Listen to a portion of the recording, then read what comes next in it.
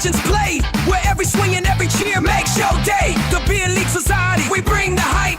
Crack a cold one, ignite the night. Hey! The BLS Society, podcast. We alive. Good morning.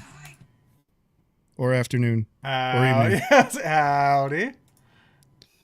How's it going? We should do like a morning podcast once in a while. I don't know. I feel like even if it's just to start the podcast. Vietnam, like just something, yeah, right. You know?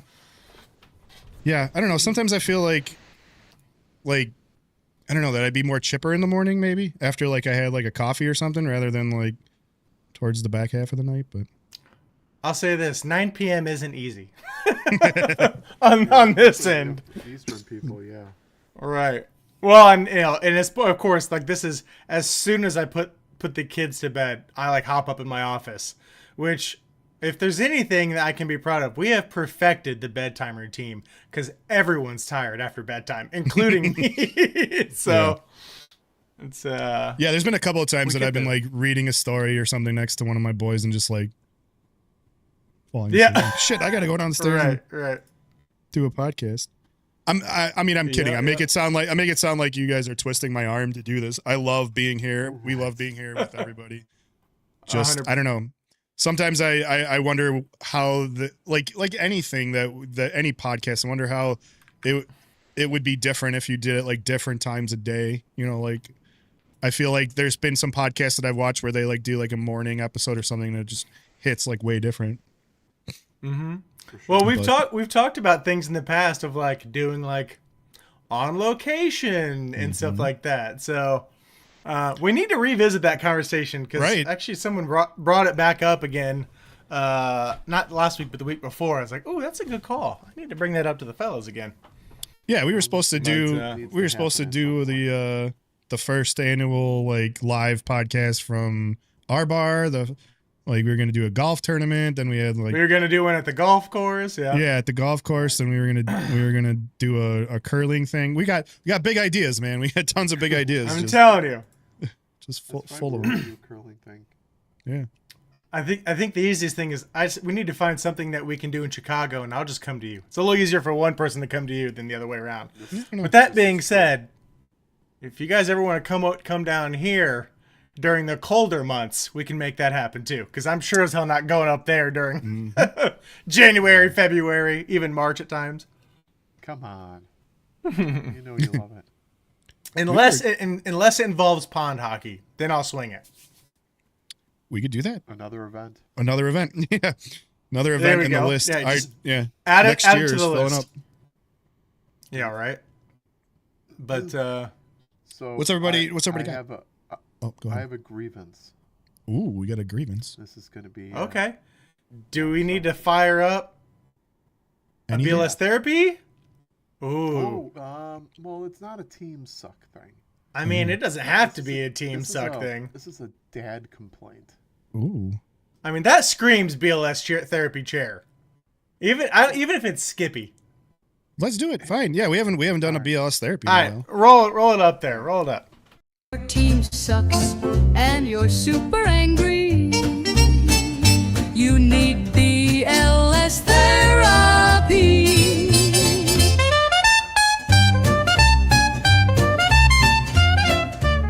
Jason I missed that one. On the couch.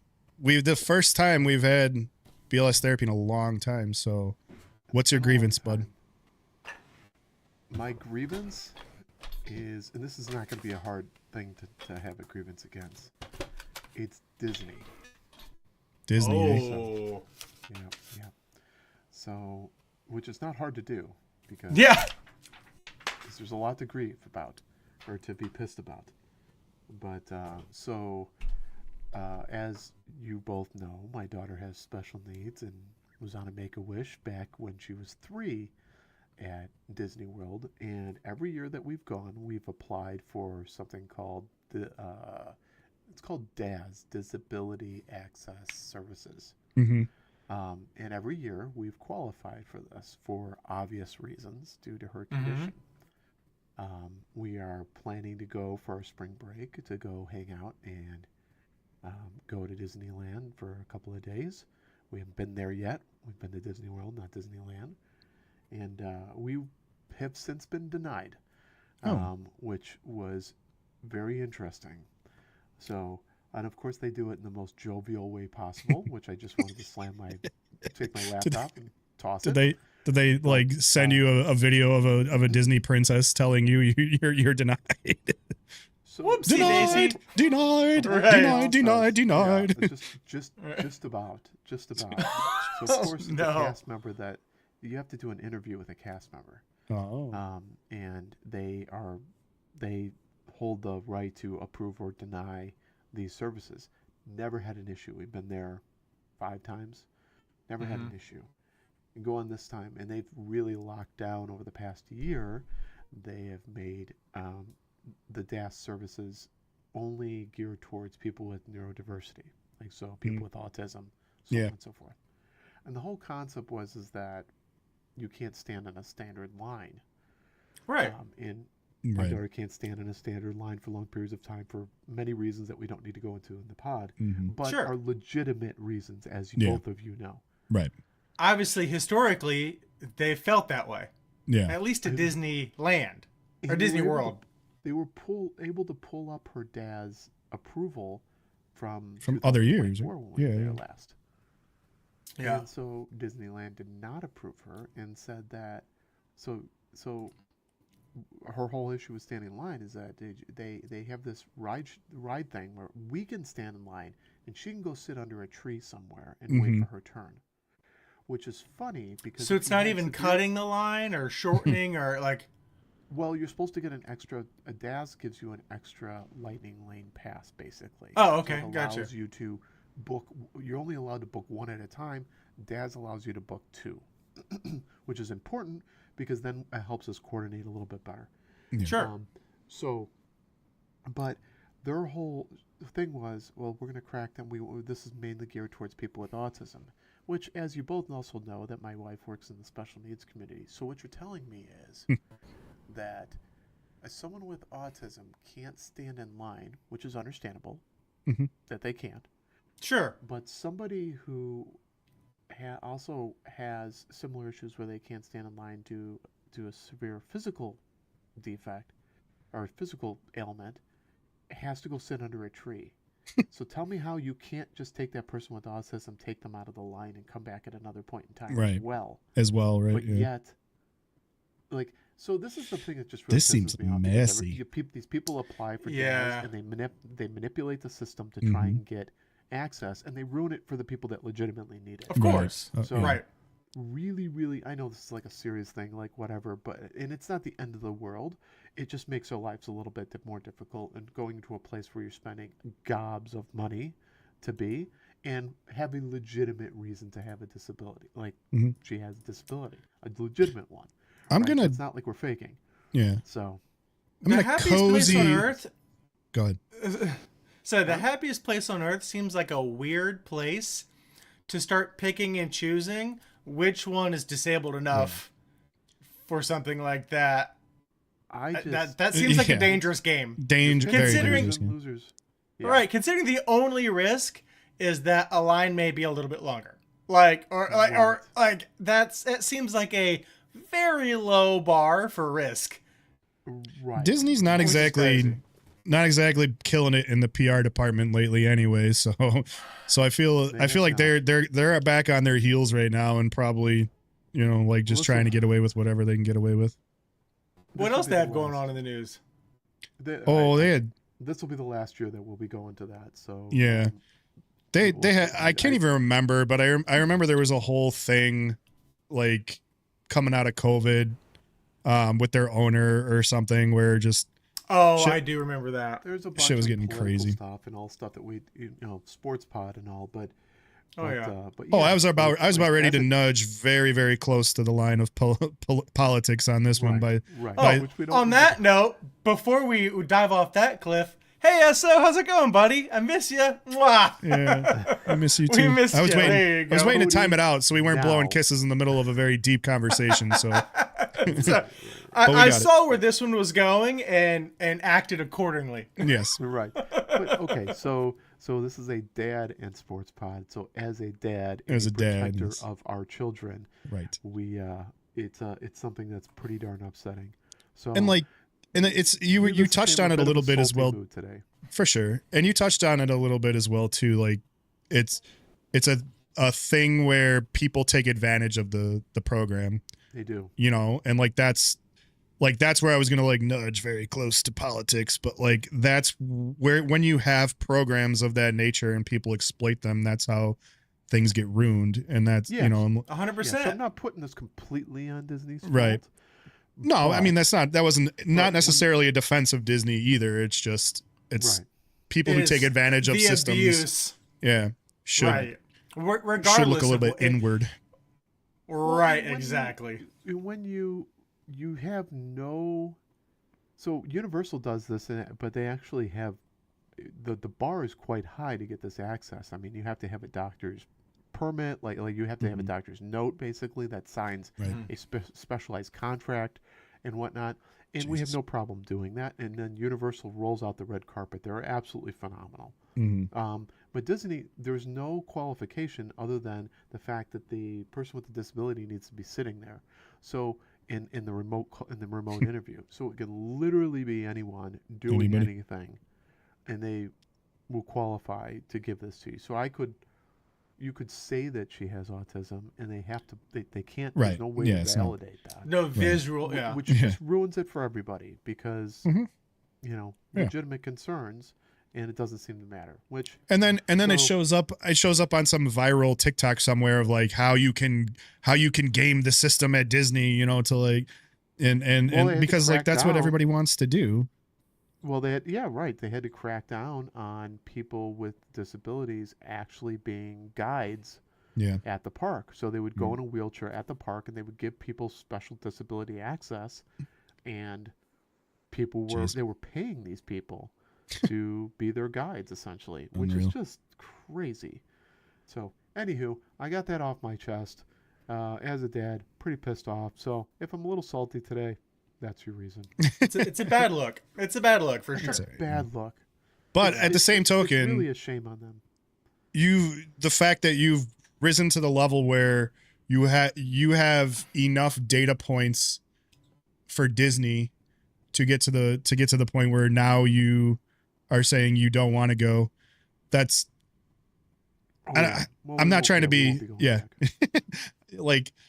we've never even been to Disney, man. Disney is like on some bucket list way in you gotta in take the out a damn loan almost. Exactly. Yeah. Oh my gosh, it's unbelievable. It's insane. It's unbelievable.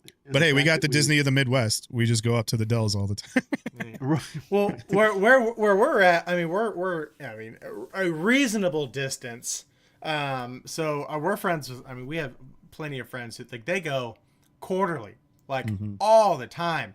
Try and the people that go all the time, it is a contact sport. They know we got to get here, we got to get here. We're going to show up here at 6:30 so that we can get this. That itinerary is set. Yeah. And they know exactly where they're going. They've got the stopwatch out. Those are the people you're competing against. Right. It's an unfair game. It is, yeah. You can't go there. You can't raw dog it there. You have to have something planned. No. I may have mentioned this before. So my wife and I, we Disney like a boss. We're going to be there at rope drop, and we will leave at freaking when they are kicking us out. As they push you out the door. Have to drag our children behind us. We will do so. Right. We don't mess around when we go there. We squeeze every single nickel out of that experience, and that's typically means we need a vacation from our vacation half the time. Yeah, but fair enough. It's worth it. We made memories. We're making memories, damn it! We're having fun right now. Everybody have fun. Disney is fun. We're having fun. Right. So we've got 5 minutes of fun here before we have to go have fun somewhere else. If we don't, nobody's gonna have fun because the whole day is gonna get messed up.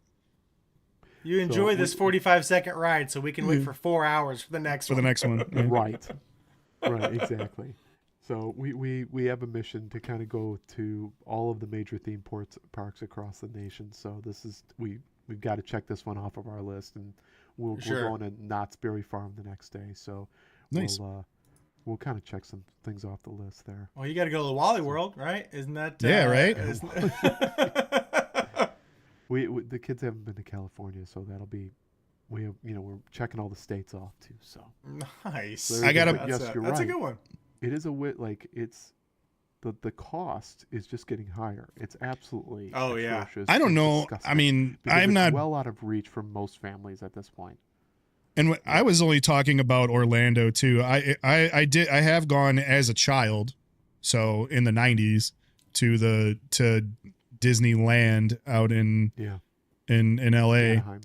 Yeah. I've never been to Disneyland. It's LA. Yeah. Yeah.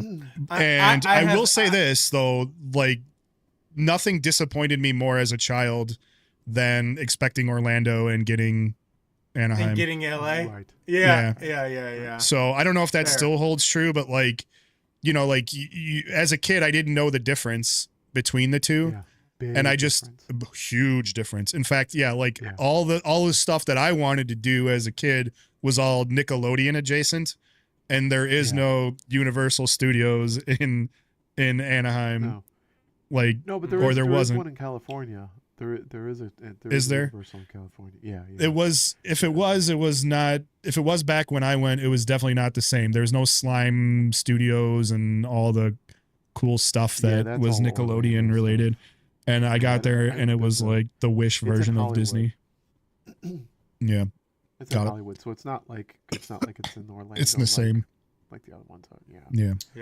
But I'll say this: rocks when it comes to I have gotten stuff. Because of my band days.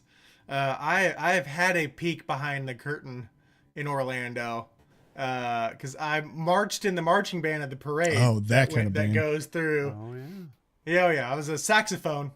And then I thought we were talking post-hardcore or something, like emo band or something. I can see you with some guy lying around there. This whole time I've secretly been a previous member of Ghost and just never really talked about it,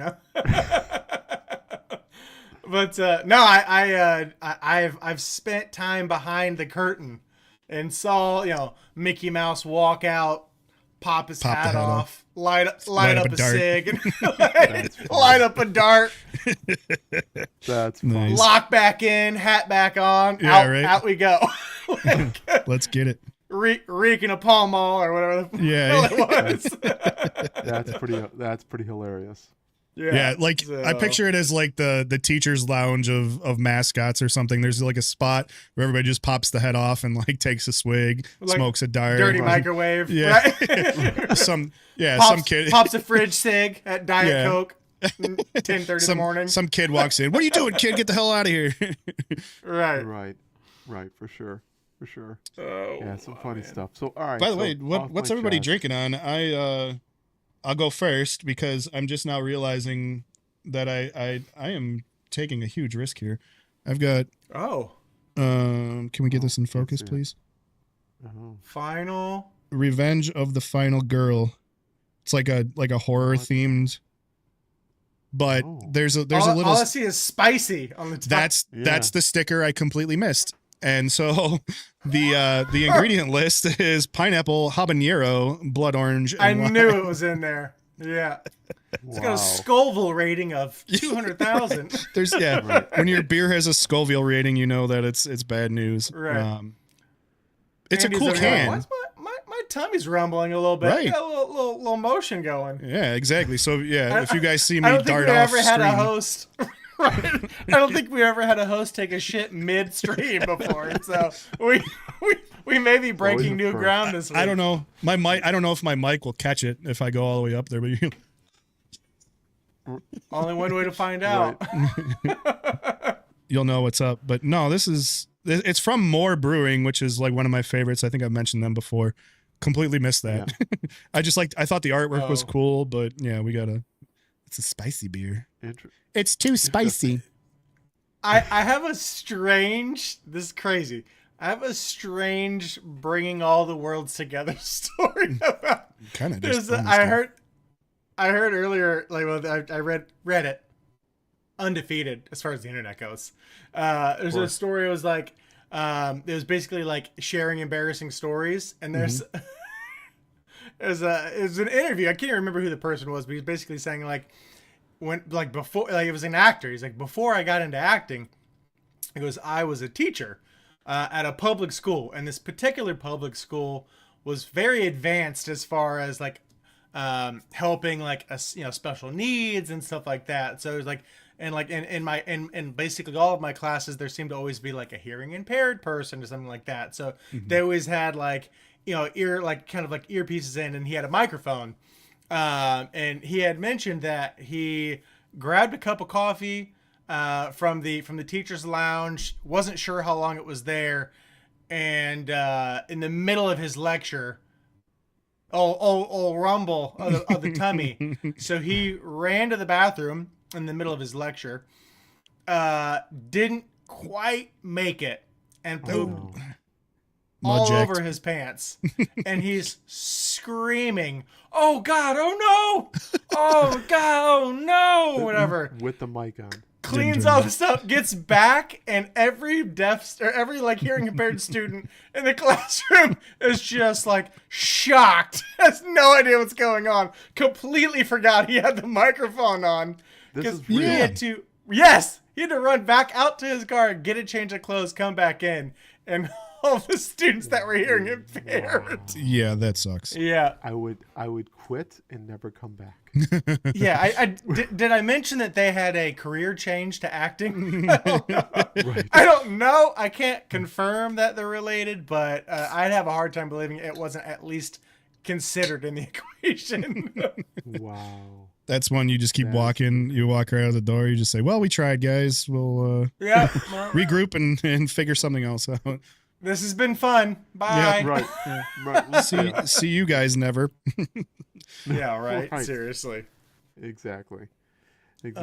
My goodness. Well, do we have some sport things to talk about? I got a sport thing. You got sport things? We do. We got sport start with balls your to talk sport thing? about?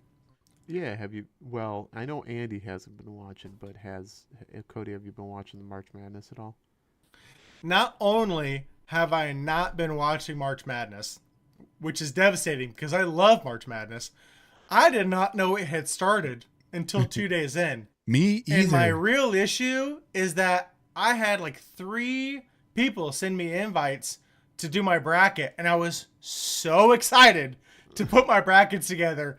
And not only did I not get my brackets in time, I was 2 days late to the party. So To the party, it's the first year since I was probably 15 years old that I haven't done a bracket. Wow. I got a Pretty bummed about it.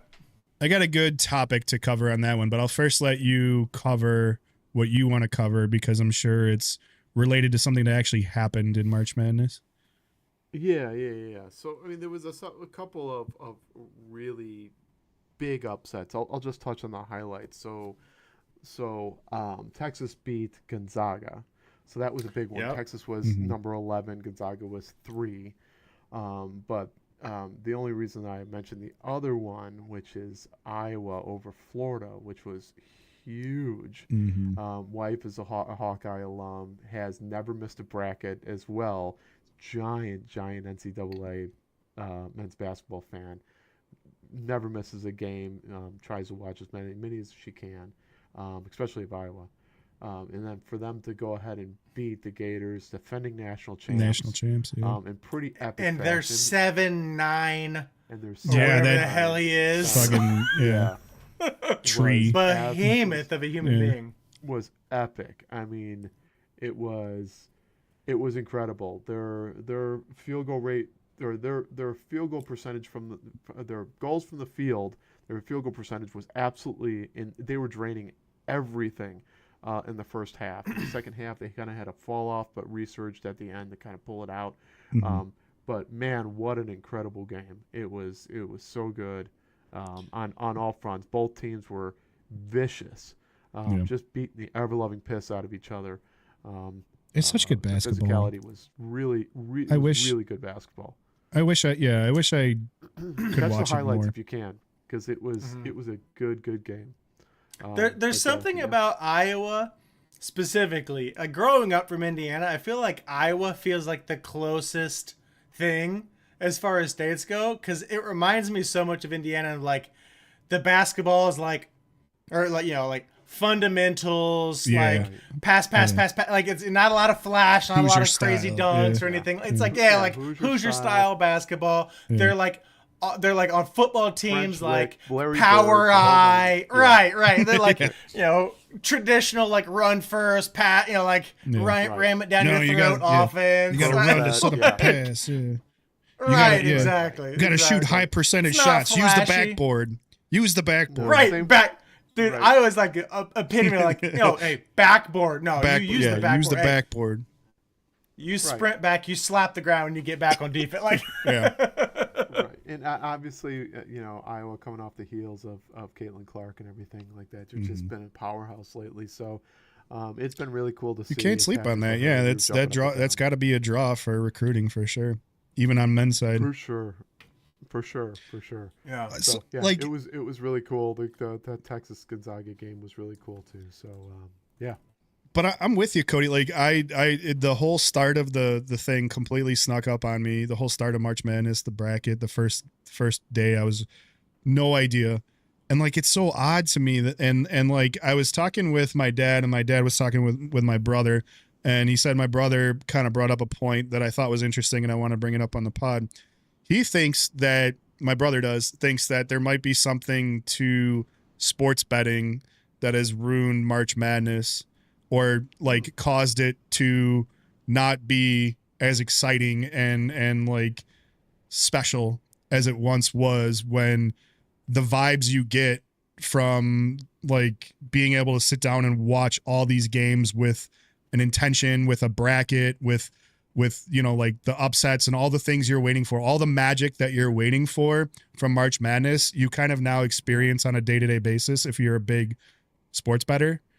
That it kind of like levels the playing field or waters down the whole like special aspect of March Madness. I could see that. Yeah, I can absolutely see that. Because like I go to these sports books and it's like, that's the immediate comp that the immediate comp that I saw when I went to Vegas and went into the sports books was like, it looks like March Madness every day here. Like everybody just sitting in front of a shit ton of screens with a vested interest in a handful of games, just waiting for the magic to happen, like in one way or the other. Then you add stuff like the Kalshi and all that kind of stuff. It just like you literally can place a wager on anything. Right. Yeah, and you're right. I think that's true. Like, even like Super Bowl squares used to have used to be really, really fun, and now it's kind of ho hum. Yeah. People shrug their shoulders, don't really care anymore. There's nothing. Yeah, to your point, Andy, I think it's definitely lost some luster because it's lost its uniqueness. Yeah, I thought that was a good point by my bro, and like I can see that. Definitely for me, it's not specifically just that. It's just, like being that we're all dads, I can only consume so much sports content these days while still working, doing all the other, things that I'm required to do. Dad stuff, exactly. So like I have to pick and choose, and like in the past, like ironically too, in the past, NFL I hadn't even paid as much attention to the NFL. I still it was still in my top 3, but like college football and college basketball used to be higher on my list than NFL football. But then once you have to like figure out what consumes the most amount of time, that's why basketball kind of went down my list, moved down my list, and why like NFL football, it's like, well, nowadays you got Monday, there's going to be some Wednesday games, Thursday, Thursday games are pretty much almost all year long. But it used to be where football was like 1 or 2 days out of the week, Sunday, Monday, essentially. And like that was an easy, it's more approachable for me to be able to do that while sharing responsibilities with, with other stuff that I got to do. So I kind of honed in on the NFL a little bit once I became a dad, as like, this is where I'm going to put all my focus, and the rest of it's kind of going to be secondary.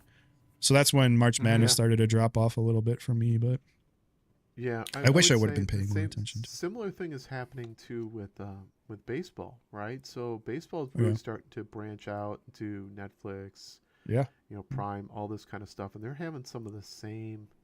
I think they're going to have a bigger challenge than what football is getting the viewership, right? Like there was just being from Chicago, you always knew that you could turn on WGN in the afternoon. You can catch a Cubs game, a Cubs game. And I remember us being on calls, Andy, and you having the game going on the side, off to the side, on the radio or something. And so like, damn, that's that on the radio. Yeah. That's a retro. Wow. Well, okay, yeah. So caveat it by saying, Whitey Willoughby on first over. I'll caveat it by saying, well, like there's a lot of reasons for that. One, it's the Cubs. The Cubs are always afternoon games. Like 1:20 starts there and stuff. So you're always at work when they're on. So I can't just pop on a TV. But I will say that it was very odd, like purchasing an FM or an AM radio. To put at my desk in my, mid 2000s job, like it felt like 700 WLW wasn't on in the car or truck every single time we were driving while the Reds were playing. Right. Yeah. It felt very weird. I was sitting there like, okay, I want to listen to this Cubs content.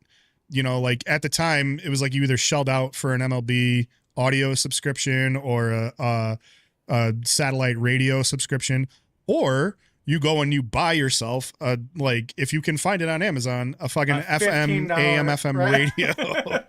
So that's kind of what I had, and it felt, trust me, it felt like I was putting on wax records or something in my desk, like in my tech job desk where I have all the latest tech like sitting in my desk, and then here's this little AM FM radio that's getting crackly Cubs game audio. But there was something nostalgic about that, right? It was, and there was something like just very real, and especially for us as Gen Xers. Well, I guess Cody, you're probably are you guys millennials? You guys are guys are Gen elder. Xers. I'm technically considered an elder millennial.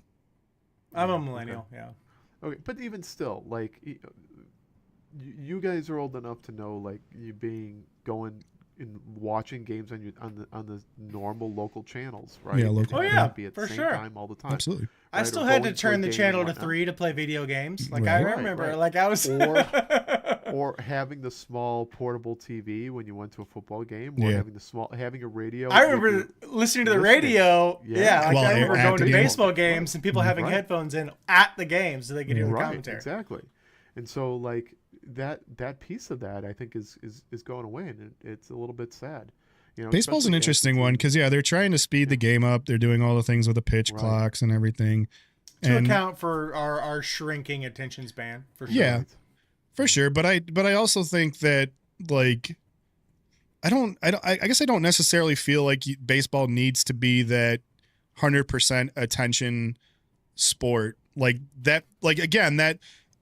Baseball fills the beauty of it fills a void for me, like in a sense that I can consume some sports content where I don't have to be glued to the TV every second or glued to the radio every second. I can have it on as background noise and still be able to not miss most of what's going on, and so I think if they lean, I always felt like baseball could kind of lean into that a little bit, but of course that's a very small percentage of viewership, and the rest of the viewership wants content that they can consume quickly and move on. They want attention. They want your attention during the game, right? Not for you to be walking around. Because it's funny because Joan, I mean, she's not a huge baseball fan. She doesn't mind it by any means, but like she's not watching a game when I'm not around. Yeah, but she'll turn on MLB net, like the app all the time because it's especially if the Reds are playing, because it's great to have on because you can still walk around, be cleaning the house, doing laundry, kind of doing chores, have a game on, and it's the kids have spurts of attention. So if it's on, it's filling the void, and they'll come watch it for a few minutes, and then they'll go off, and then they'll come back, catch your attention, watch it for a little bit, and then they'll go off again. And it's like perfect because like they're not going zombie mode like if you put like a Disney movie on, for an hour and a half, but it's Disney catching strays, fills the void, Yep.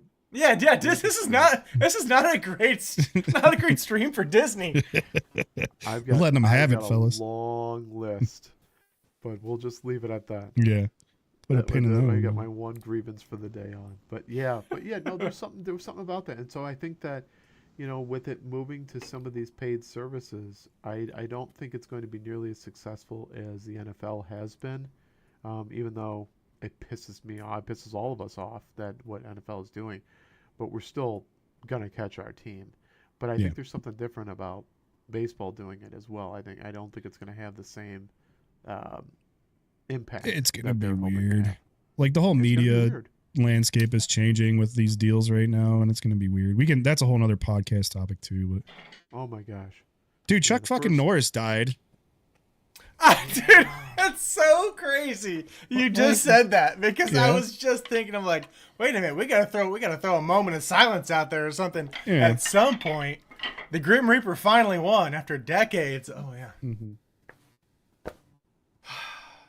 Pour one out for the homie, man. Yeah, right. You gotta pour one out for the homie. Pour it out through my stomach. To old Chuck. To old Chuck. To Chuck Norris. After 86 years, he finally allowed death to win. He invited allowed death it. in. Yeah. He allowed it to happen. Yeah, right? he invited it to happen. Right. When he had, to be honest with you, I'm a little more to conquer. Right. Yeah.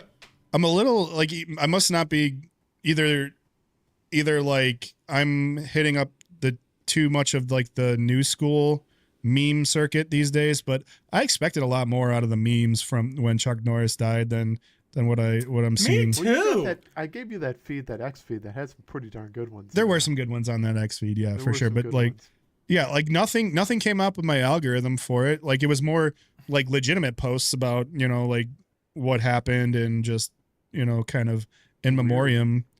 But like nothing in the meme sphere. That is memoriam though. The memes are the memoriam. That is the way that Chuck would want to be memorialized. I feel like, memes.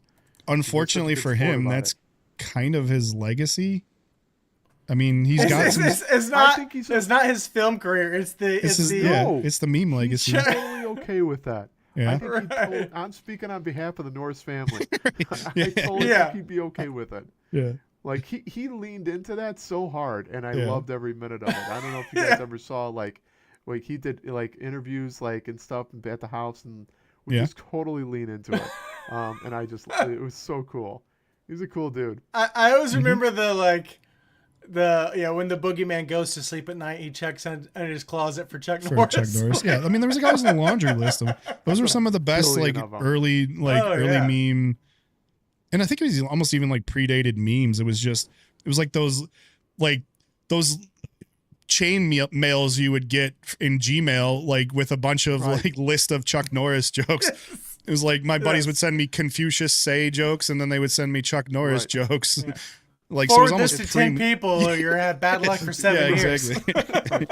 It ranks right up there with the Deep Thoughts by Jack Handy. On if anybody remembers those. Oh yeah, I remember those. Those are great too. Look up if new kids watching the show, which are none, but go look up SNL's Deep Thoughts by Jack Handy. They are quite Jack funny. Handy. Yeah, those are hilarious. Quite funny.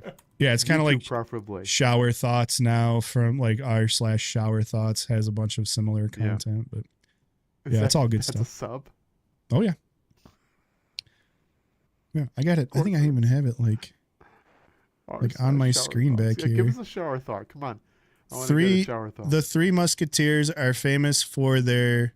I'm sorry, I got to read from a really far away. Swordsmanship, not their musketeery skills. Okay. Okay. Yeah. There you go. That was the current thoughts. Shower thought. Yeah, I don't. That was a lame one. So here's another. here's a Disney stray one that I have like memorized from Deep Thoughts. So, the dad said he was driving his kids to a very remote location. After many hours of driving, he drove them to an old burned down farmhouse, and he said, "Oh look, Disneyland has burned down." And they cried and cried, but deep down inside, I think they thought that it was a pretty good joke. Yeah, I do remember that one now. Oh, God. It's so good. Deep down, I feel like they knew that was a damn good one. It was a good joke. You gotta Damn, watch it that's with crazy. the scroll, and him Oh yeah. telling the story. No, it's the whole does it vibe. Yeah. so perfectly. It's the whole vibe. It's the whole Yeah. vibe. They got like But back to Chuck Norris. the backdrop with like the sandy beaches or Right. something, like very Right. calm and and like, and then he Right, just with throws such out that one. horrible. I actually think I still have a book. Someone bought me a book of all Nice. the Jack Handy sayings. It's pretty darn funny. Maybe we should start the pod with a Jack Handy or Chuck Norris Every meme time, each yeah. time. Yeah. Every time, or end it. There you go. All right. Well, I mean, we can end it with that. Don't tempt me with a good time. Yeah, right. All right. So we got any big NFL news? we got a little bit. We got a little We bit. got a few. We got a few A few interesting ones. doozies. Yeah. There's a couple. All right. Well, we got. I guess we could start off with like We'll kind start of with like the positive first. the more innocuous one. JSN got paid big time. OHIO, baby. Yeah. Congratulations, Congrats Jason. to He him. got Yeah. paid. Absolutely bags. secured the bag. Bags. Secured the bag. What was the details on the bag? Oh God, it was Multi-year. Highest paid wide oh, receiver yeah. ever. 4-year, $168.6 million contract extension, making the highest paid wide receiver in NFL history. The Did they deal say how includes much guaranteed? $120 million guaranteed. Yeah. Whoa. And a 42.15 AAV. So that's up there with like QB money, That's Wow. yeah. like top end QB That's- money. That's crazy talk right there. Mhm. Well, he earned it. He earned it. Did he? Love that. He's for got. him. He's don't got. think No. I'm going Remember back to who's my. been throwing him the ball Right. for the no. last few years? Well, it's the 2-year he thing for made me. Gino look halfway decent enough to get a great contract, and like remember what he's been dealing with and what he's been able to do. Yeah, his catch radius has got to be pretty darn big with those two characters between Darnold and Smith. Yeah. Gino, he made Gino look a hell of a earned lot that better money. than he was. Absolutely. When Enough that they is felt this- comfortable sending Metcalf off. Right. True. This is true. Yeah, What like were you for me, I was just saying, like, I have my 2-year thing. So He's been around for a hot minute. Yeah, I'm realizing he's been around for 4 years now. So, He was due. he was due. Yeah. No, that contract's good by me. I thought this was only his 3rd year, but I guess it was his 4th. So, and even if I am taking my 2-year kind of thing, I think his last 2 years, even if those were his only 2 years, are still definitely worth a decent bit of that contract. So I'm good with it. Mm-hmm. I'm good with it. All right. And he's But good with it, folks. one of his We're good. brethren also did not have a very great look this week, that being one Puka Nacua. Yeah. I don't know if you heard about that. Yes. He's in reinventing ways. He is in classic Disney fashion. He is lightning passing his way to AB's Trouble, career. yeah. Yeah, exactly, He's yeah. taking the fast lane to AB over here. Yeah. Right. Yeah, he's cutting people in line here just to get to the front of the line for weird shit. So now we've got him. I think this is all under one occasion, Cody. I think you were saying that, where I thought they were. I didn't know an evening with a over an female. evening. I did not know how the two of these could work together, but apparently they did. So it just goes to show you what he can cover in terms of weirdness in one night. His range yeah, extends off the field. off the field. Yeah, he can go from making anti-Semitic comments to biting somebody in the heat of passion, all in an evening with Puka Nacua. In one evening, yeah. Yeah. That was of the entire conversation. You would think that it's like I don't know if anyone knows the details, but long story short, give me cliff notes. Like, basically, he was going out with this girl. They left the event that they were at, hopped into a Sprinter van where he immediately started being frisky and handsy, which was apparently out of character for the evening up until that point.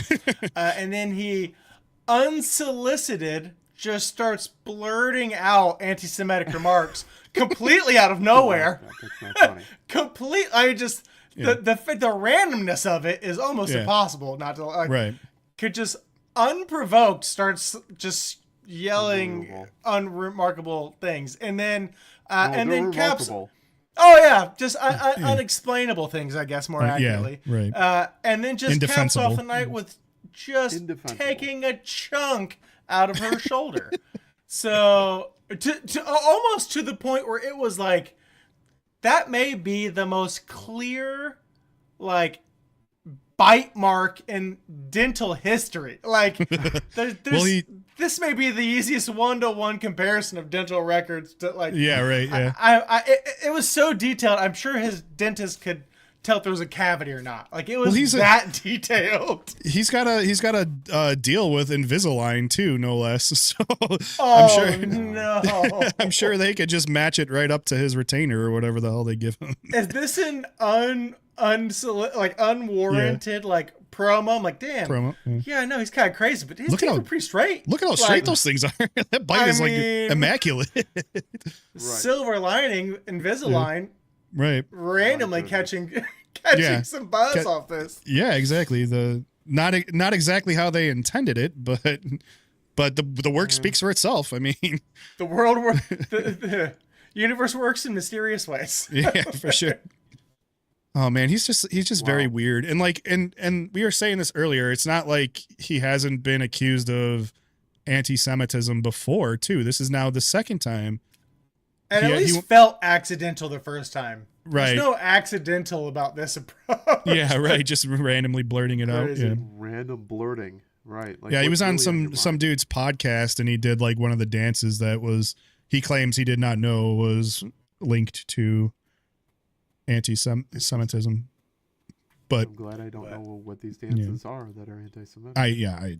He didn't either, and it apparently I think he wished. Allegedly, I think he wished he had. Right. Fair enough. Right. But yeah, it's an odd one. Speaking of receivers, did everybody see that? Is it OBJ is getting some? Yeah, some love. Come back. Yeah, because he killed it in that flag football game. That's not the OBJ news I thought we were as a key, because I think he also recently filed for bankruptcy. So well, I thought that was true too, but then I saw something that said that wasn't. No. Oh, okay. So yeah. So I don't know if that's actually true. I did a look. I hope it's not. Yeah. I mean, which would be crazy if you blew that through that type of money. But it does seem like a motivating factor for one to want to get into some sort of a professional adjacent sport to showcase one's talents and hope that one can secure some more years and another payday. So I don't know. I mean, it's plausible. There's a link there. Non-zero chance. Well, as Andy would say, there's a non-zero chance that he might be bankrupt. Right. So I'm seeing, and therefore just decided to ball out on the flag football game just to try and get another contract.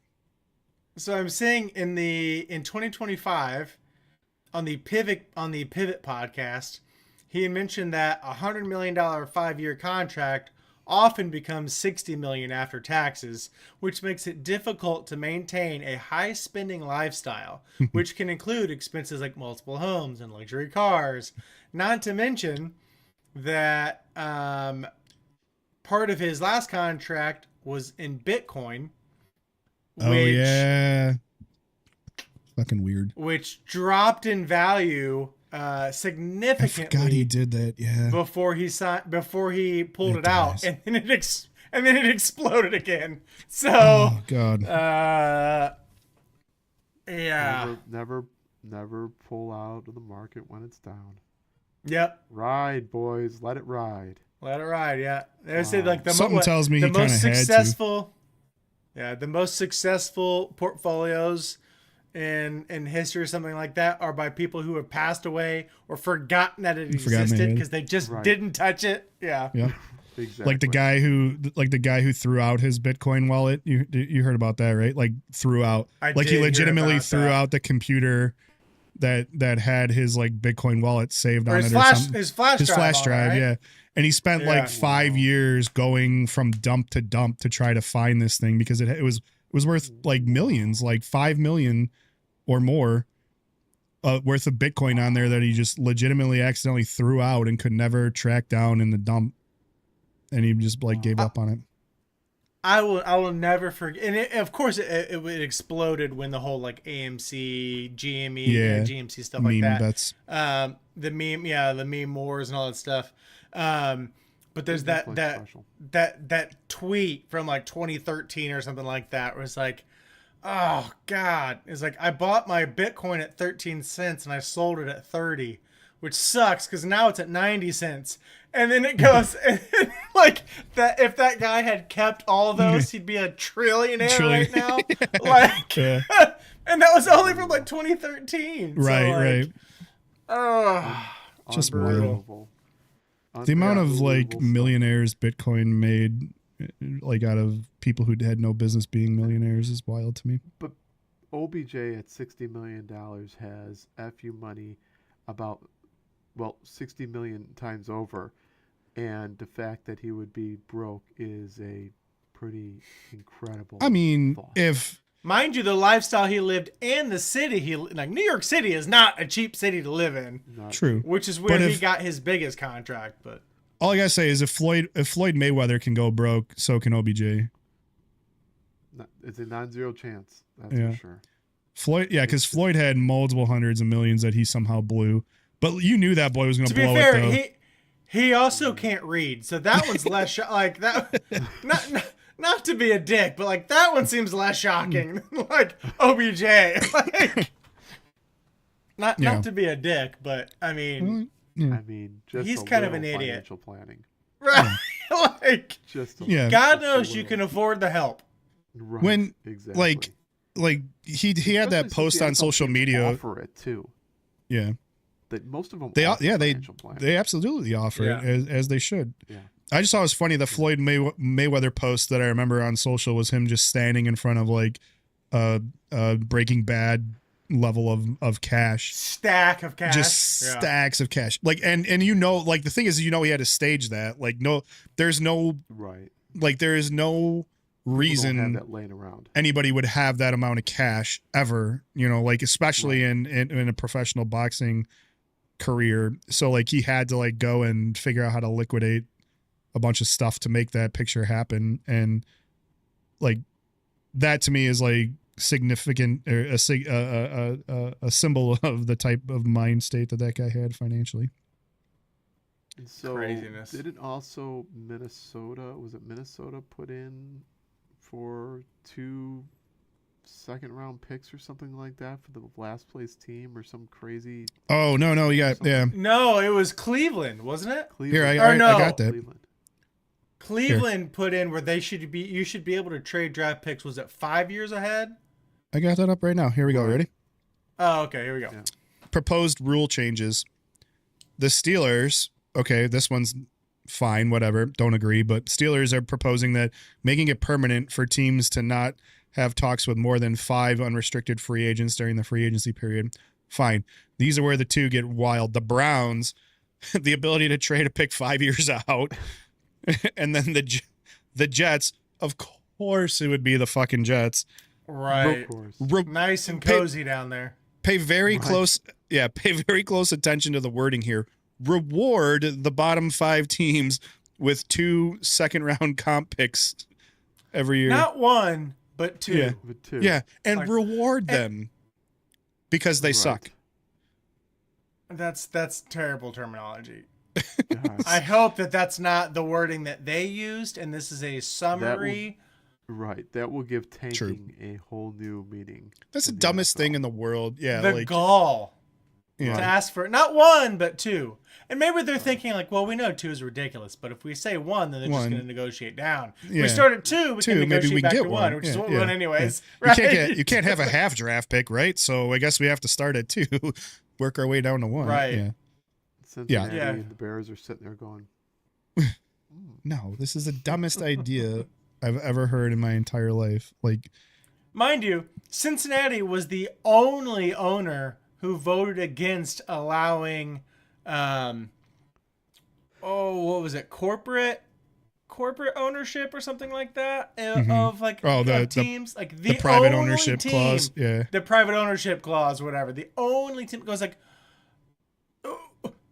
what? One of the teams that needs as much money as possible from any revenue source possible. And you're gonna say no to this? Against Doesn't it? want any money. Yeah.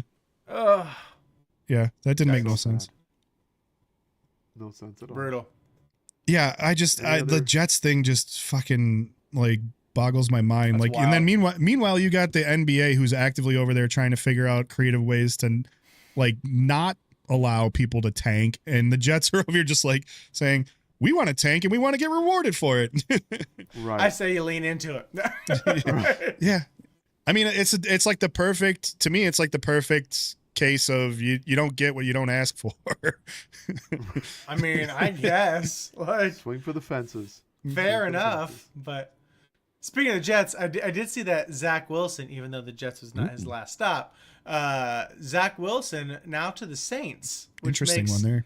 everything interesting in Florida because he was Tua's backup. So Yeah. and Shaw, Well, now they got Shaw, what's his Malik over name? there, and You're right. Oh yeah, Everything but- will be better. Don't they worry. got Malik Willis as a starter and a backup. right. Right. They're gonna field. That's the only QB they're gonna field on their entire roster. They're riding it all on him right now, which we talked about last podcast. They're very clearly letting it ride all on Malik Willis right now. That's the only boy that's getting paid that's still on the roster. I saw Atlanta added yet another quarterback this offseason this week. Trevor Siemian, I think it was. Oh yeah. I'm confirming right now, but Because they officially let Cousins go. Don't worry, Cody. We'll wait. yeah. So Trevor Siemian added to the depth chart, but yeah, they let Kirk Cousins go, but then they got Tua, so they have Tua, they have Penix Jr., and now they have Siemian. That is interesting. This You're is right. almost turning into a Minnesota scenario Right. where they've got they're lining up behind each other with a gun. Or the Browns. Yeah. All five of them. Right. Or the Browns. Yeah. So, Oh, so yeah. that'll be the bet. That'll be the Kalshi bet this year, which team will go through the most quarterbacks in a single season. We're gonna find obviously Cleveland had it, but we're gonna find some wild bet, and we're gonna let everybody get in on it, and we're gonna put one down. Because I for as many times as we joke, we made the joke about the Browns bet, and then however many times it came back up throughout the season. How remarkably close it was to actually hitting. Yeah. Right. Yeah. Like next year we have to do it and put some money on. We'll pool it all together from the whole society and try to put something down on a ridiculous bet. Speaking of ridiculous bets, Because you guys are into getting rid of your money, but yeah, I have a for fun and educational purposes. right. I have a question. So, Polymarket. At what point do they just absolutely shut this whole thing down? Like the whole betting on things outside of sport, like them and because Kalshi. Yeah, and Kalshi, right? Yeah. Because there's you talk about the government, or just the amount of insider trading and fraud outside and all of the influence, things yeah. that this opens up, where you can bet on anything, like, oh, this company's gonna, or this country's gonna invade this country, or attack here, or this person's gonna do that, like.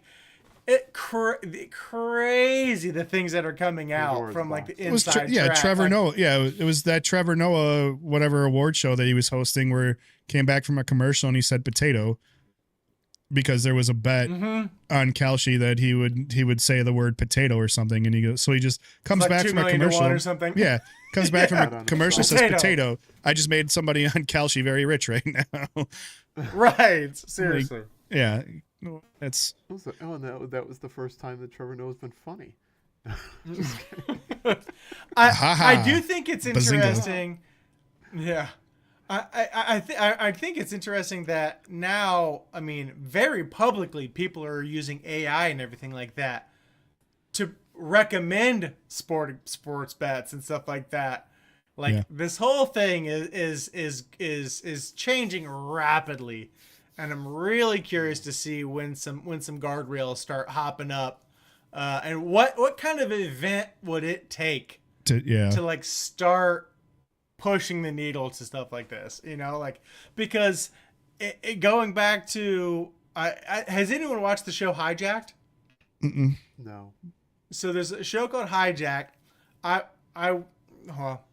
If you're watching that show or interested in watching the show, this Spoiler is your alert. 30-second warning. Spoiler alert. Get out of here for a few seconds. But I'm not long story watching that. short, I'm getting on a plane on Friday, so. well, yeah, no. then don't watch it. But basically, long story short, it's like a plane is hijacked, and they think it's because this.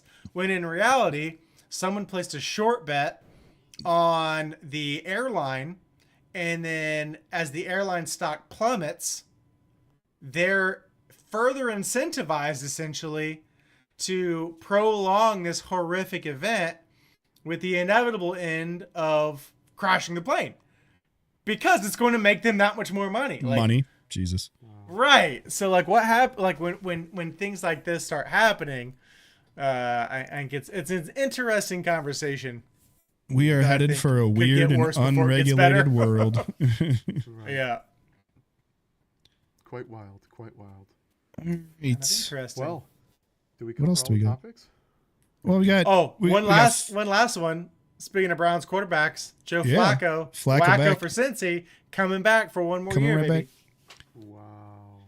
I heard a lot of people talking about that one, and then they were interested in, they circled the Unk Bowl part 2, but I'm like, man, are people already that low on Joe Burrow being able to complete the season? Joe Burrow's health history. Yeah. Well, if anyone saw him at the flag football game, every Bengals fan on this planet is just cringing every time he plants, shuffles, jumps, like all these things for like a meaningless flag football game.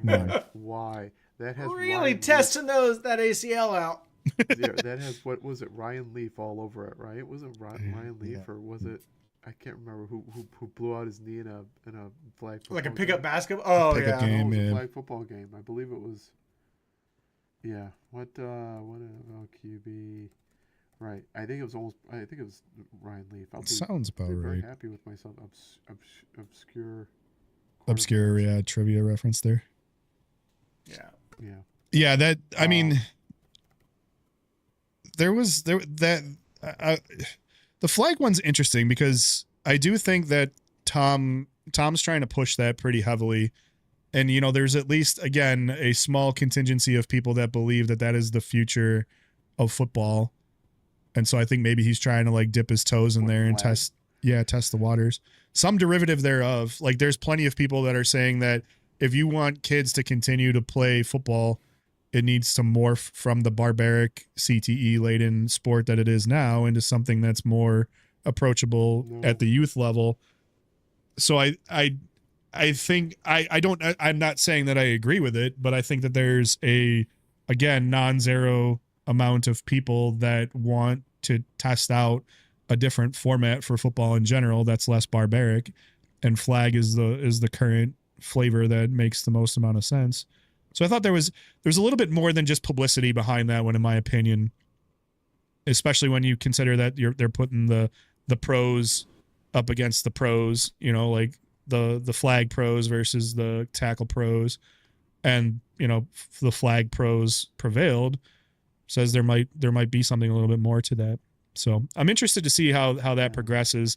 I don't necessarily think it was all about publicity there, though I don't think that it was wise for somebody like Joe Burrow to go out there and start cut planting left and right on the field. Diving, right. Yeah. Like, oh, yeah. I saw that and I immediately thought of you, Cody, because I was like, holy cow. Like, Don't worry, I saw it. Elevated my blood pressure for sure. Oh, I'm sure. Side note, though, did anyone see Speed? Just out there ripping like spins and like leaving like Pro Bowl cornerbacks in the dust. Like, who's Speed? Speed, the YouTube guy. Oh. Yeah. Yes, I did see that.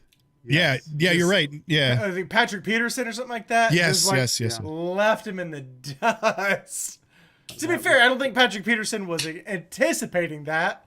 With that being said, it sure as hell didn't look like he was ready for it. Nope. Right.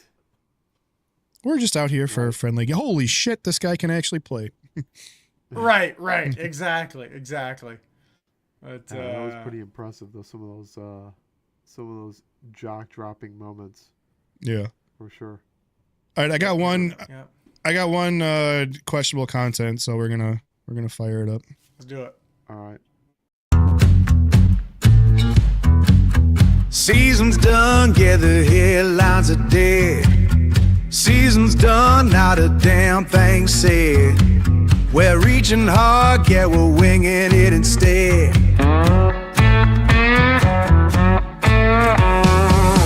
Questionable content, roll the beat.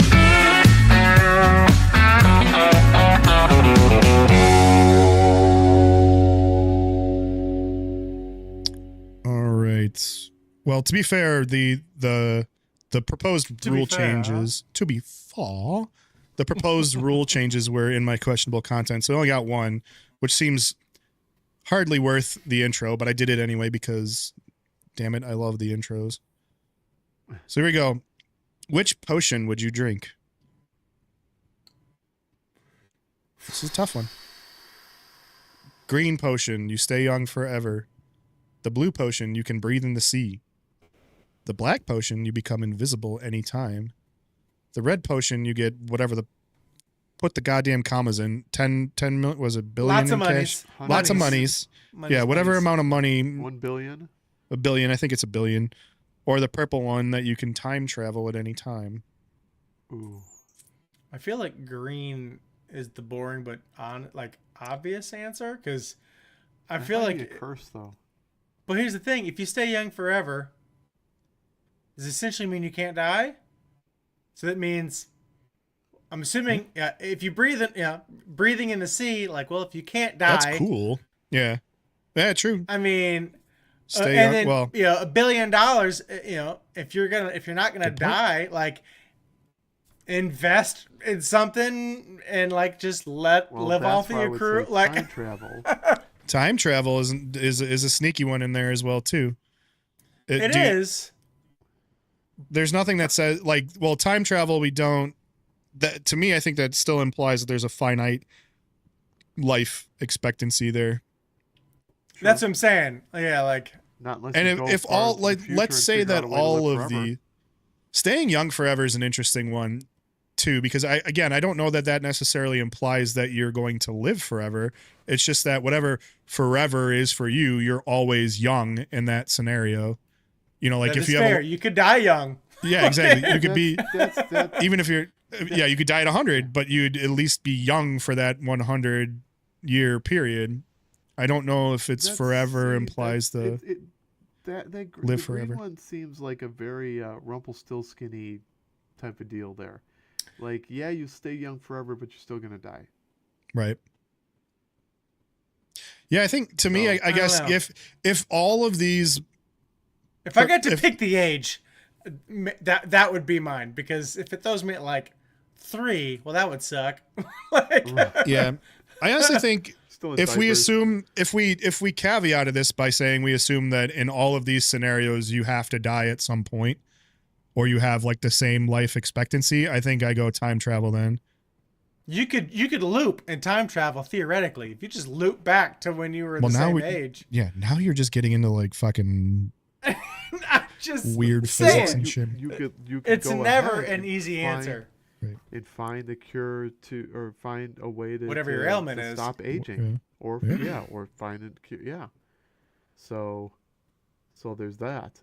There is that. Or if Yeah. you know I mean- you're gonna die from a drunk driver, you could go back and take the bottle out of the person's hand.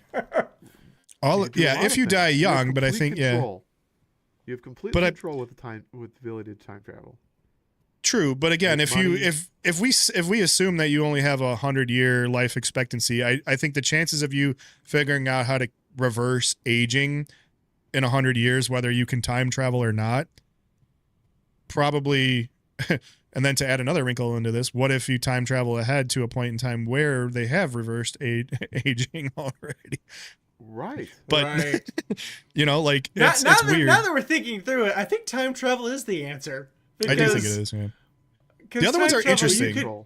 You could bet. Yeah, I mean, it's a sports almanac scenario. Like Exactly. Right. Go That's back in time. That rules $1 billion. You can easily get $1 billion. Yeah. Yeah, that one's out. Who knows? You could maybe become invisible. You never know. And No one's gonna publicly gonna pick being invisible unless you're a public pervert. So, breathe in the sea. It's really between green and blue and purple. I'm not a public pervert, but I do think that there are some benefits to being able to be invisible. That could also, at the very least, I feel like I could use becoming invisible to give me $1 billion in cash. If I just happen to be that time traveling couldn't get you. Exactly. Nothing that time traveling. Literally not there. You don't need to be invisible. Blue, Right. Blue is an interesting one. It's one that I would love to have the ability to do that, but it does not. It's never going to outweigh any of these other ones. Blue would be neat. It would be awesome. The only real options are green or purple. Yeah. Right. I think you're right. So yeah. I think that we need to add this to our workshop as an icebreaker. Sorry. Ooh, there you go. We can at least suss out the perverts. No. Be invisible all the time, like in the bathroom. Right. Yeah. You got to add another one in here for the ability to fly, because that one would be a tough one too. I always like the ones that are like it's a this but this. So Right. like, Yeah. you can fly, but it's only 6 inches off the ground, or like, like stuff like that. Like, It's only on Tuesdays when it's not cloudy. Right. And not only during the weekdays and not holidays. Yeah. right. It's like nights and weekends. It's like the old phone Right. plan. Like, Right. You can fly, but you have to be blindfolded the whole time. Right. Or you're really reckless at it, like All American Hero, like or the X-Men. something like that. What's that? Where he has to see where he's going, or else he could teleport in the middle of a wall or something. Right. Night Stalker or whatever, Nightcrawler. Yeah. Yeah. Nightcrawler. Nightcrawler. He was cool. Nightcrawler was cool. That was about all the question. Well, although I guess I did have another one. I came up with this idea the other day at work. So we all kind of work in this remote setting now. The whole world's changed. We can work remotely. I'm struggling with it because back when I used to be physically in the office, there was a measurable percentage of things I got done by going and standing at somebody's desk or their cubicle and just not leaving until they would give me the time of day and talk through my issue. And like I would just linger over there, wait for, if they were on the phone, I would linger at a distance and wait for them to click off the phone and then pop in and be like, hey, by the way, Kind of creepy. or I would just like sit there and like kind of stare at them, or That's just how you met your wife, isn't it? Just like like standing. I was You're there. wrong about that. I think I was there when Yeah. that happened. At the Yeah. very least in the early stages, because everyone else was like, well, we lost Andy. There he Yep. goes. Where'd he go? Yeah, he's up at reception talking to his future wife. Right. Yeah. But Interesting. anyway, so so I'm struggling with that now because it's like you can't just go to somebody's desk. Like now you ping them on Teams and they'll be like, sorry, I'm busy, put something on schedule, like put some time on my calendar, which they inevitably reschedule 5 times or cancel because some client thing came up. And like I just struggle. It's like I just want to annoy you physically. And so I was trying to I'm trying to come up with Digital annoyance just isn't enough for Andy. well, so I'm trying, just exactly. not satisfying. It's not working. So I was trying to think through this, and I thought like a Teams feature where you could like annoy them physically, and it would like play like the most annoying sound in the entire world, like something that's not harmful. Yeah, exactly. It's not harmful, but it's annoying as fuck, and like just bury Andy wants to bring back the Facebook poke. That's what he wants. Kind of. Well, yeah. He wants but like it's gotta be something that's there and annoys them to the point where the only way to stop is to chat with me for like do a meet now. Put like an on hold, like Yeah. waiting, like Yeah, like it plays this sound or whatever, and then you have 2 choices. One, is you can click the meet now with me and we can get into a conversation and discuss what we have to do. Or it buries the dismiss button somewhere obscure in the settings of Microsoft Teams randomly somewhere every time you press it. So they have to like you do like a math equation to like dismiss it. Or just poke around in the settings until you find the button that allows you to dismiss it. So it's like what's gonna break you first, the Microsoft Teams settings menus or the meet now. But I thought that was a good idea. Like just a random yoo-hoo. Yeah. Just Right. constantly. I'm thinking just like I was going a little bit more like just like a sound Violent. at a frequency I that was- annoys you. I was picturing the Dumb and Dumber like. Yeah. Yeah, like the what really is going to make this feature work is like honing in on what exactly it is that physically annoys them. Because like you don't want it to be malicious. Like I don't want it to be harmful, but I want you have to pick your annoyance. Or no, I feel like we have to just figure out what that part of the feature is. Like I feel like everything else is sound to me. Like randomly burying the dismiss button somewhere in settings works, I think, pretty well. It's something you could do if you really, just like you could say, get the F out of my face if I was standing at your desk and I'd be like, okay, got the hint, I'll leave. Like you could still kind of do that by just finding the button, or, like meeting now, which is like agreeing to give me some time right now so I can ask you the question. But I just don't know what that physical annoyance would be. I'm thinking sound like audible.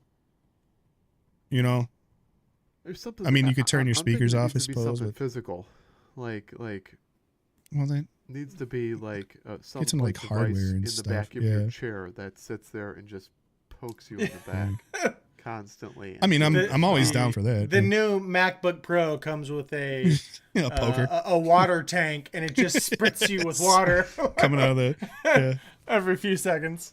out of the Stop. FaceTime camera. Jesus Christ, what the fuck? Right. Until you acknowledge it. Yeah. Right. Jeez.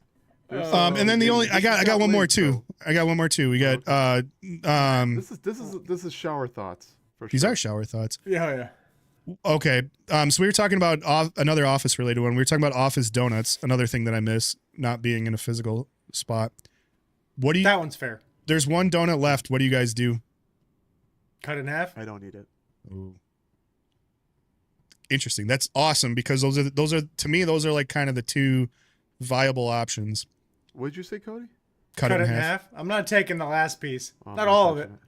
touching I don't you know. why I'm not touching it. I will give you guys two guesses for. Well, one guess we know for what. Yeah, the- Jake. Germaphobe? You No. Yeah.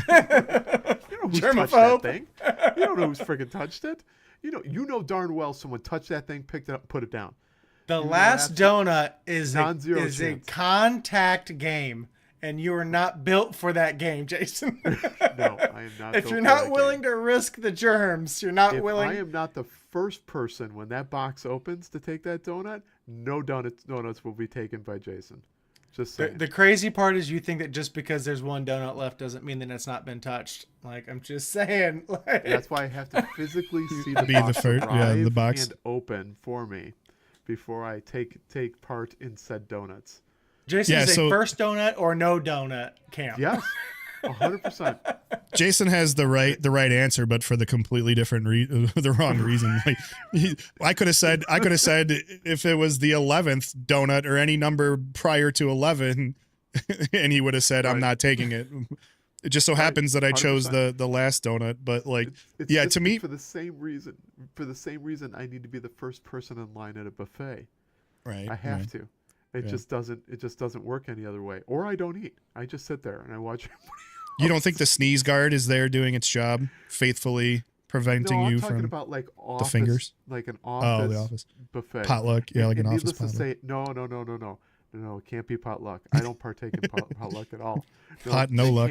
It can't be. It must be prepared in a factory type setting. Jesus Christ! Like I have rules, my friend. you I have your rules are worse than like kosher. Right. Very well, true. Yeah. That's true. But no, I think the real answer- Many more where that came from. Yeah. First of all, don't ever cut a fucking donut in half. I'm sorry. You either eat the whole donut or you don't eat it. I will not eat the last one, but I'm also not going to let a donut just go to waste because no one wants to take the last one. I would rather waste half of it. Well, yeah, because if the last person may not want a full donut. Faster. I'm not. I mean, at least it's only half a donut going in the trash, not a full donut going in the trash. I'm not eating half a donut. Yeah, and like some of y'all have never gone hungry, and it shows. Right. So wait. I mean, yeah. Andy, so you would not eat the donut. I'm not eating it. To me, like the blanket rule that I've always lived by is in a group setting, if there's one of something, there's none of something. I refuse to take the last of anything in a group setting. You know there's going to be a fingerprint in that glaze. You know it has nothing to do with that. For me, it's all about a manners thing. They always pull out plates and knives. They always pull out. If there's not a knife, obviously you're not cutting in half. Because you're going to get judged if you take that last one, though. Like, oh, you took the last donut. Well, right. You know, like, right. So to me, it's like couple fold. Like one is like, I don't want to be that guy because I don't want to be judged. And the other is like, like odds are, if it's a donut, odds are I've already had one. And so I'm not going to, I'm not going to take that last one because like, I'm like Jason, if I see donuts, I want to be I want to get the first one, but not for the same reasons as Jason. I just really like donuts. Well, yeah. The question wasn't which one would you want. The question is, what do you do with the last one? The last one, yeah. Right. Right. Yeah. Well, that's not the question. Wasn't which one do you want? No. It's still.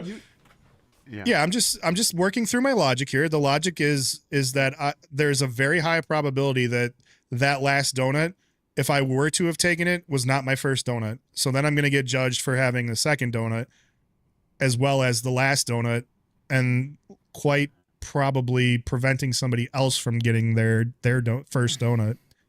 And I don't want none of that smoke. I don't want none of that smoke. You got to think long term.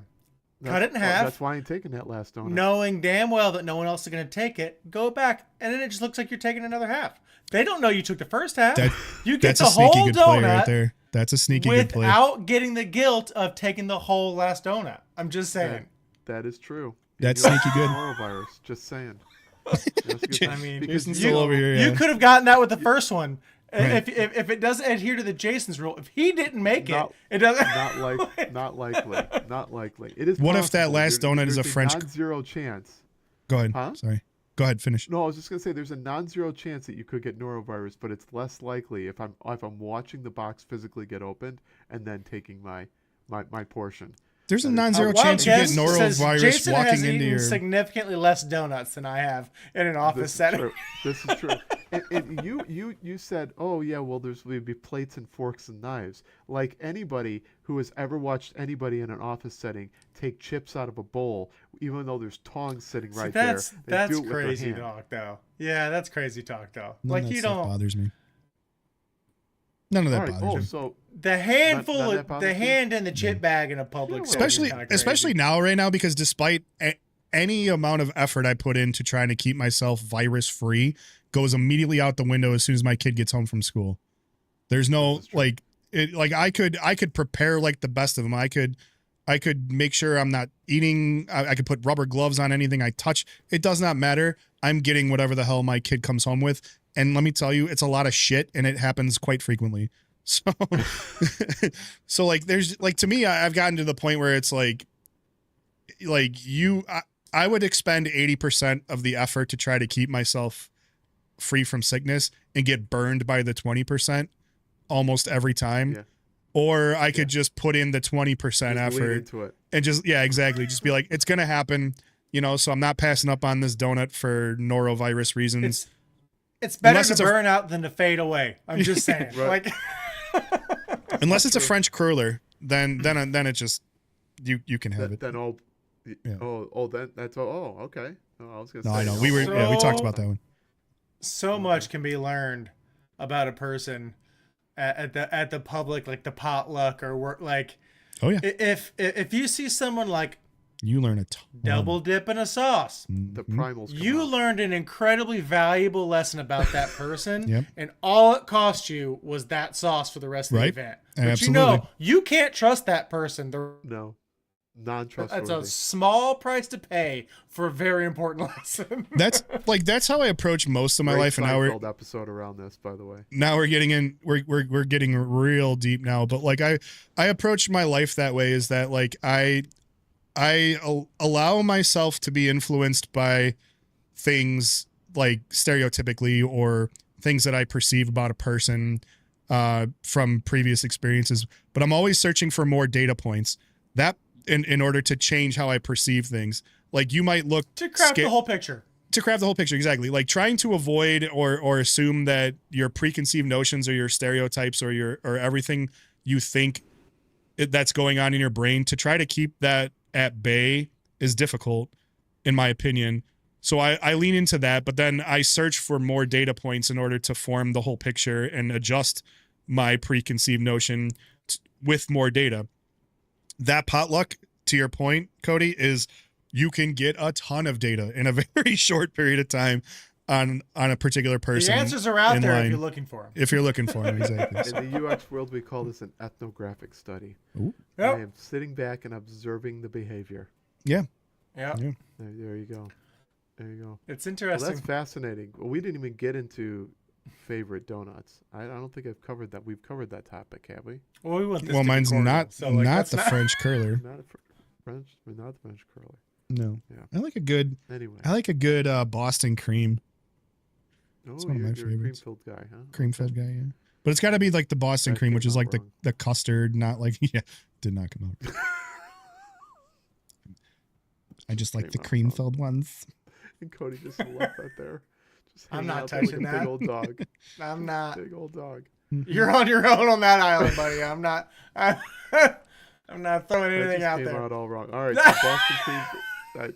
Oh my god. What kind of cream filled donuts do you like, Cody?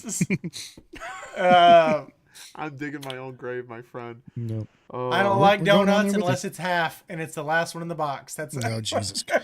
You serial I'm killer. a traditionalist. I like Yeah. the regular glazed, and then the chocolate glazed is also good.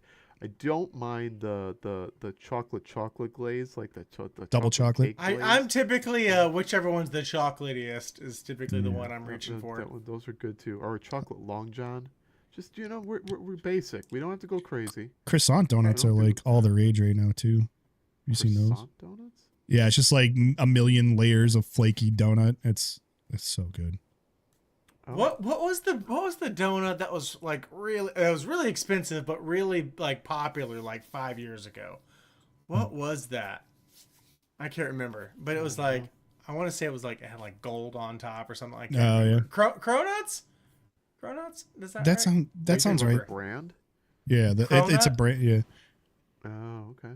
Well, Okay. No, I don't know. I mean, there's like duck donuts. There's all that stuff.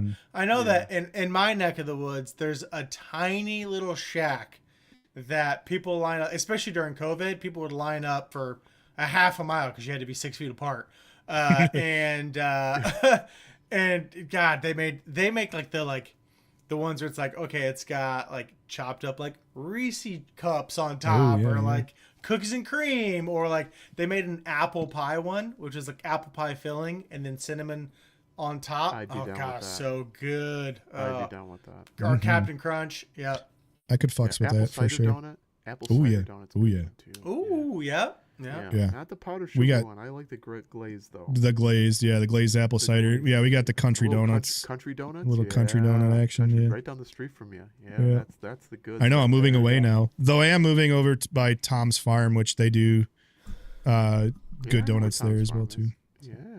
Yeah. Let's get some apple ciders over there too. Yeah, Very cool. strawberry too. All right, Those well, good strawberry donuts. Ooh. Oh, So good. Yeah, strawberry donut would be good. Not how I saw the podcast wrapping up, but as good a topic as any at the hour and a half mark. So We are. Do we want to get it? Do you want to get into the Damn it. memes? Disney grievances. Oh, yeah, to, memes. to donut.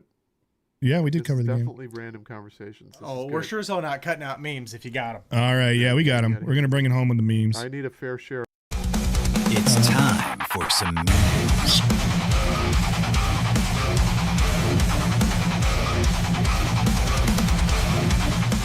Sorry, totally cut you off on that one. You gotta chase them off. I need a fair I just share want to of say, I Chuck really Norris want to like. It's time for some memes. memes. Right. I just wanted to say. Memes. Right. All right. Here we go.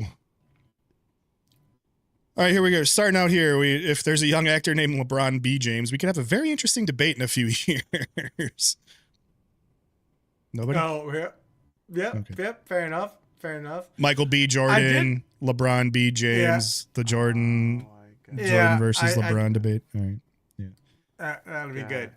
That one I sucked. did see something earlier that We'll give you. Is it Brian Robinson is going to Atlanta now, which is going to be a real issue come fantasy football when someone drafts B Robinson in the first round and it's the wrong B Robinson. That's a running back in Atlanta. Yeah. I saw that. Yeah, I saw like it was like a non-zero chance that happens. Oh, it like absolutely is happening. Tears meme when you spend like all your draft capital on the wrong B Robinson. Oh yeah, it's like the old Adrian Peterson days. Like right. back when there was two Adrian Petersons. Yep. Someone inevitably always tries to trade the other one, hoping the other person doesn't look to see which team they're on. All right. To be honest with you, I don't even know what's coming up here. Let's see. Oh yeah, this was good. Tyreek Hill says he's using Claude to build him an automated payment system to pay each baby mama. First and the 15th of the month, payments get sent automatically. Wow. Welcome to our world, Tyreek. I did the world of bespoke AI generated software. Was it one of you guys that shared in our group chat? By the way, we should have like a Patreon or something like that just invites people to our group chat, because our group chat, we talk 90% more football than anything that makes it into the podcast. You're not wrong. That's not a bad idea. I mean, we're monetizing over here. Throw it in the bag. Right, I'm just saying right. It's out there. But because was it all the people that want to join our chat.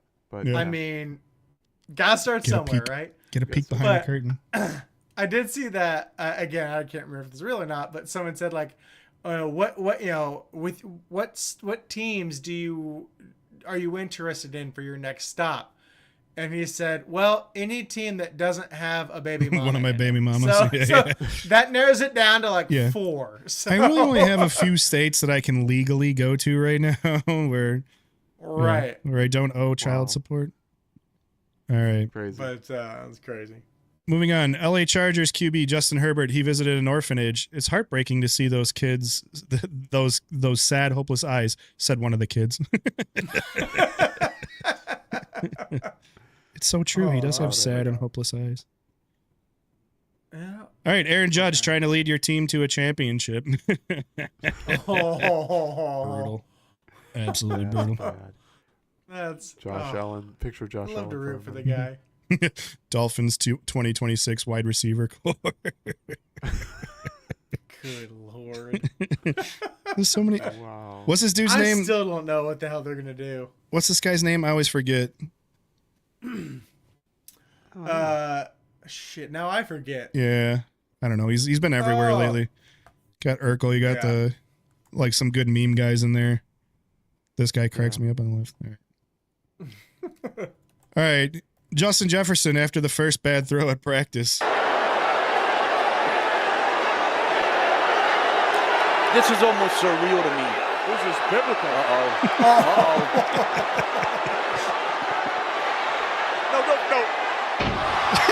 Oh my God. People did not like that, and I bet you might have a concussion. You might have a concussion. I like the whole JJ coming over to help him out.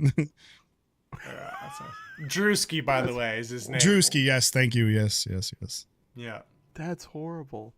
All right, for our musical intro or exit, I've got a musical outro. I've got a laundry list that is going to appeal to all the metalheads. I don't know. I was just in a metal mood the other day, so some of these are very random, but I hope you guys all enjoy them. There's like 5 of them, so. All right, I'm a very patient person, but also me when I have to repeat myself more than once. Oh my God!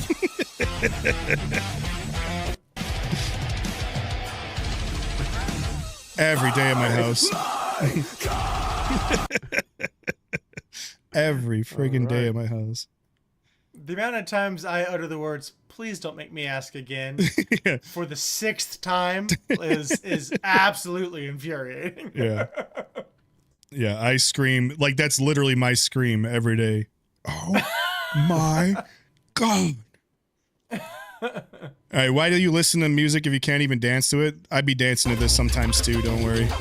Just like this. Oh.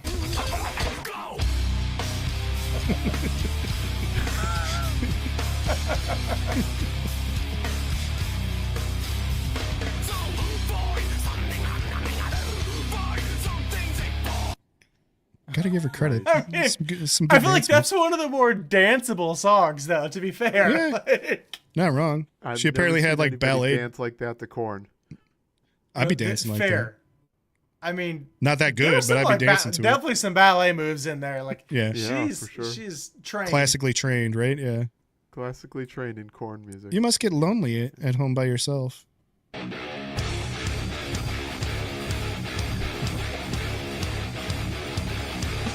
It's work.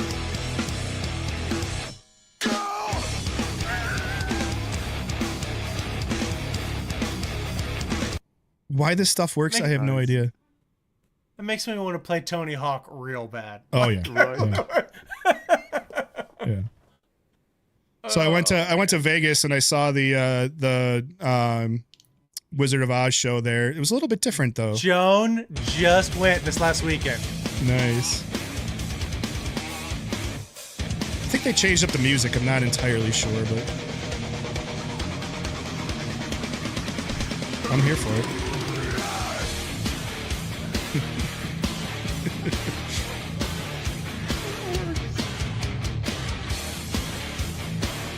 Why does it work? I don't know why, but it does. It works so well. Yeah. I mean, The only It thing I'll say works. about these fucking reels is that they always cut them off too short. Like, I just wanted to keep going. Yeah, you right? always want more, yeah. I always want That's more. why Vine didn't make it. That's why Yeah. Vine didn't make it, because you Yeah. always left you wanting Just more. give me a little bit more. All right, I think this is the last one too, so we got a little bit of Metallica to round it out. Enjoy, fellas.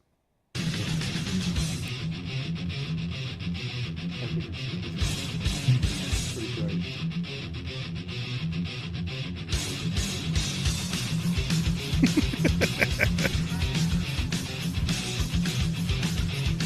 And they do this dance for 12 minutes. Mm-hmm.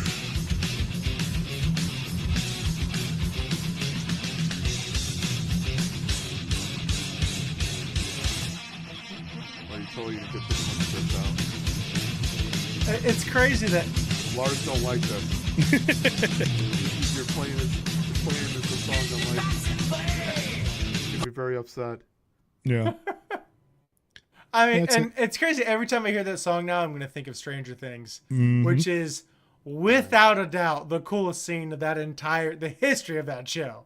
Oh yeah. Which scene was that? I can't remember. The Eddie scene. Yeah, like Is the second to last season yeah. Oh, when he was up on the top of On when he the was on the bus? Trailer. Yeah. That He was on such a trailer. badass, unnecessarily hard. He can play scene that. for that show. Too, by the way, the actor can play that. Yep, Yeah. he learned it. Yeah. I'll find the video. He actually played it in front of Lars and Kirk, I think, as well too. And like, Did you know that was very cool. the only part that they didn't film that wasn't him was the guitar solo, and it was, I think, Lars's son who did the guitar solo. Oh, he did? on the For the show. show? Yeah, that's cool. Wow, which is kind of dope.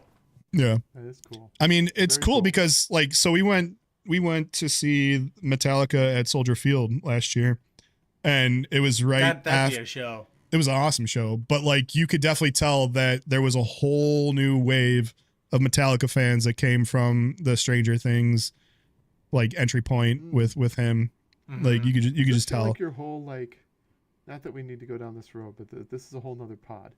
But this is just your whole like resurgence theory around like Limp Bizkit, you know, like Metallica. Yeah, ish. I mean, like that. Reaching Obviously, that realm of like nostalgia.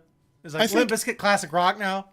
well, I think with no, you're right, and I think with Metallica, I think with Metallica that kind of came about because it fit with the time frame of things like Stranger Things and like the nostalgic period of time that they were going after. So I think there's a little bit of it there, but I think with Limp Bizkit, that just kind of came out of nowhere. I mean, I guess it came out of the, like, born out of the whole Jinko, like, big, huge gene resurgence that's now coming up, and like everybody's wearing the airwalks mullet, and the, like, yeah. No Fear t-shirts and People Oliver. chains. Yeah. Coming back around. Yeah, and so now they're like embracing the music with that as ideas. well too. Is they're starting to like, what kind of music did you listen to, Dad? Oh, I listen to Limp Bizkit. Right. I have seen that social media trend where it's like, what were you like in the 90s? What were you like in the 90s? And it was Dad? like, Yeah, there's some good ones there. You want to talk about rabbit holes? I went down a rabbit hole the other day where it was Jason Mewes from Jay and Silent Bob. He did he did one of those. What were you like in the 90s? And which led me to a podcast that he was on where he explains, like, talks about his life. That was dude's had one hell of a life. And he is a deep guy, yeah. He's very it's very interesting. He's very much a dad now, and he's like changed entirely. But when you hear the story about his life in the past, it's just wild. So that was a rabbit hole that I went down to. But my favorite part, like, of him just as a person is, what was Clerks? There's a famous part where like people were like protesting the show. And there's a news interview where someone interviewed him. He was protesting the movie. Like, he was didn't know. with the protesters, with a sign, and it was just bad-mouthing the movie. That he was in. His movie. And it's like, like the local news, like TV channel, like interviewed him like as a protester, like, what brings you out here? And he's like, I just think it's morally unethical. I don't think that the things that they're joking about or laughing matter. Like, it's like a whole thing. That's amazing. Hilarious. That's hilarious. Yeah, that's pretty good stuff. All right, fellas. Really good. I think we should wrap here.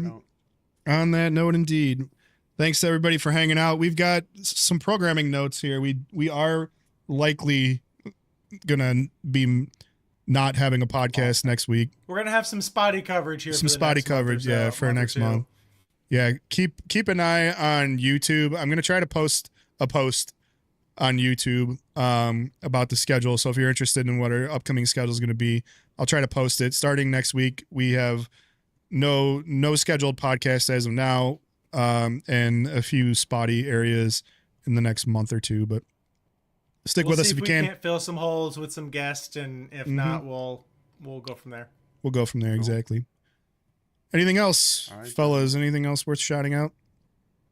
Nope. Good luck on your brackets, and yeah. Have a good Thanks one. for hanging, society. We will catch you when we catch you 2 weeks from now. Take care, everybody. See you when we see you. Cheers. Peace. Cheers.